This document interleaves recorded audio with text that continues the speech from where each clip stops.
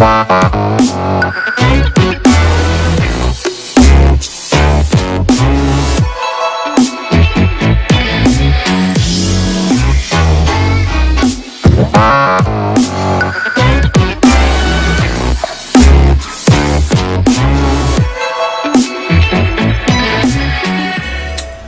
everyone, this is Nick. I'm a producer, keyboardist, and composer from Montreal, Canada, and I produce and perform under the moniker Anomalie, or Anomalie in English. Will your bounce with it tonight? Shall we reach euphoria? You know bounce and feel so right. Will your bounce with it tonight? Shall we reach euphoria? You know bounce and feel so right.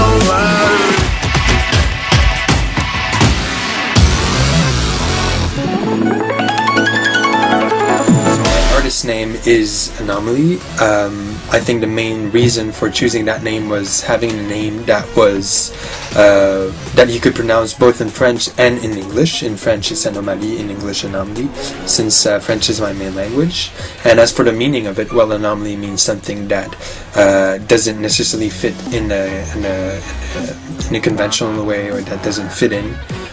So I chose that name basically because of the nature of my music, since I try to assimilate various music styles such as hip-hop, classical, jazz, electronic music.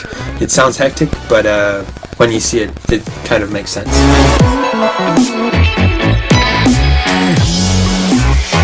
And I have multiple stylistic influences. I think that the overall sound has changed a lot since I started this project back in 2012 as a weekly YouTube series. I would have presented it as a kind of electronic or jazz fusion music, but today, since I've been listening to a lot more hip-hop and modern funk, in the past 2 years, well, it has kind of it has influenced my creation process, so I would present it more today as a type of new jazz and or future funk with still all of those influences. So classical and jazz are really present, since the keyboard performance aspect is still at the center of the music. We are the light at the end of the tunnel, the only one. I was blessed with a wonderful childhood. I have great parents. I had a great environment, specifically classical music environment growing up, which allowed me to start piano lessons at a very early age, so 4 or 5 years old. I'd say I learned a lot from doing music competitions, specifically piano competitions, where a lot of young people could be, not all of them, but could be cold and competitive towards each other. And I was never that type of guy, and I hope I will never be. What it confirmed for me was that what I enjoyed the most about music was the creative aspect, the loving what you do aspect, and sharing that passion and that side of it with other people, whether they're musicians or not. So all of those occasions and all of those contexts in music competitions confirmed that for me, and I learned a lot from that about how you interact with other people in the same industry as you.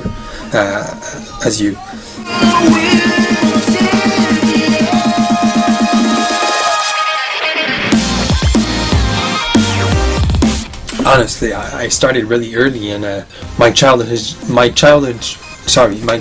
dream was to become some sort of Charlie Chaplin, so composer, film director, and writer. I experienced a bit of that at a very smaller scale with a YouTube channel. So I released like a video every week, edited it myself, did a small script and interaction with the few people who were following me back then. But now it's really more precise. It's just doing music. Well, I've always, for as far as I can remember, I've played piano, and I started composing, I think, during primary school, and I discovered the producing aspect, synthesizers and programming stuff plugins, compressions, monitors, sound systems, all that aspect of it during high school. So I think with the competitions and all of that, the performance aspect of music was always a goal, something I wanted to do in my life. But as for creating and having a project, well, it basically started with Anomalie, but I didn't think I'd take it really seriously. In the past year, a lot more opportunities came to me, and now it's pretty clear that for a while this is what I want to do. But I also live from producing jingles and music for various people, so as long as I can do it, I will do it, and I really love doing it and talking with people about that. So I think it's just really been a chain of events, discovering new aspects of the music industry, but it's always been about music, no doubt about that as a career choice.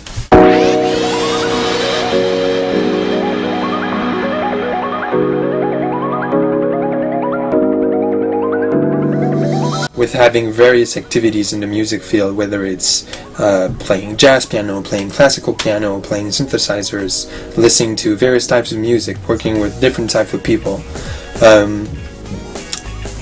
especially having this specific project, Anomalie, I think a challenge has been to be sure and concise and coherent in my overall musical identity. I think it's especially when you want to present something, what you do to something as a whole, it's a constant reflection about yourself and your kind of package you're trying to present. So being coherent yourself, being comfortable with yourself in many different ways, since all of your whole personality and your whole person is reflected in some way in what you do at different levels for every single person, of course.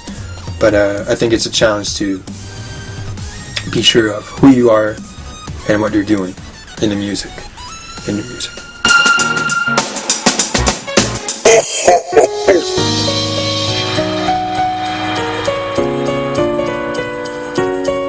To keep doing music, to keep doing what I love, and to meet new people who also have great visions, and especially singular minds. I like to meet people who think differently than I do, so that you can have an interesting discussion. But of course, I always enjoy meeting new people, working with as many people as I can, many different people as I can through my life. I like to share music experiences with different people.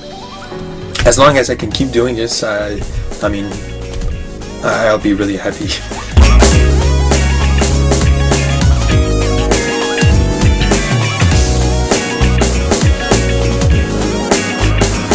This is really a hard question, because if you ask me this question next week or next month, I would probably give you a different answer. Of course, I have a lot of respect for veterans and pioneers such as Chick Corea or Herbie Hancock, but I'd say in the past year I've had a lot of respect for smaller scale producers and creators that are perhaps closer to what I do in terms of style. And when I say smaller scale, I mean these are all people who have great careers currently, but of course maybe not like a superstar like Kanye West, you know. But I'd say a big influence, and I have a lot of admiration for this guy, is Haywire. He's a producer and keyboardist, also with a similar background to mine, so classical and jazz piano education. He's from Minnesota. He currently lives in Vancouver. Great guy too. Definitely check him out. He's really worth it. He does some crazy stuff on the keyboard, crazy creations, and he has a clear vision of where he's going with this. He's clearly in my top 3. Really check him out.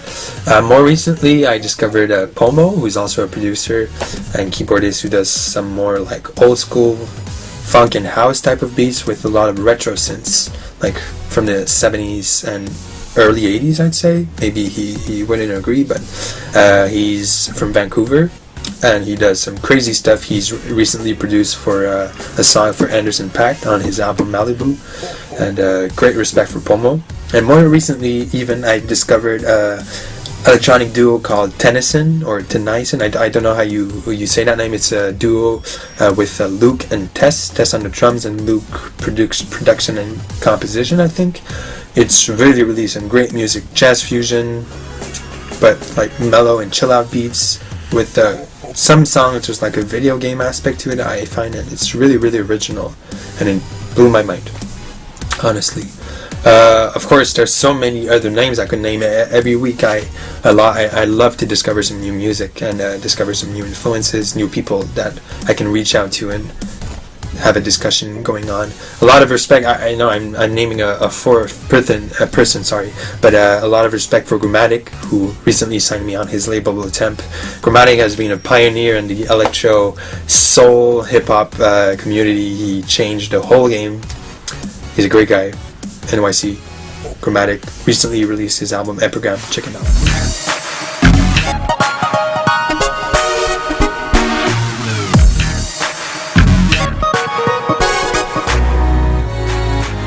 Real music for me is as soon as an artist, creator, songwriter, singer, whatever it is, puts his heart into it.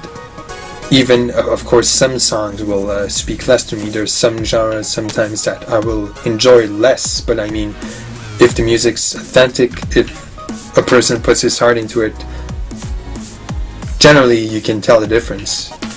And I really appreciate it when someone puts everything, his heart, soul, mind, everything, you know he enjoys doing it.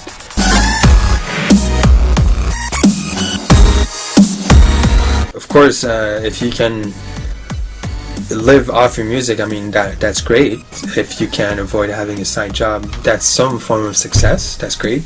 But I think it's mostly about, in my opinion of course, it's mostly about being sure of what your music identity and personal identity is, and if you can enjoy doing that, if you have a project that's going on and you can play often with it, release stuff, and just keep on doing stuff with that project, whatever it is, I think you're succeeding on whatever scale you're doing it. I think it doesn't really matter. That success for me is just being able to keep on doing what you love.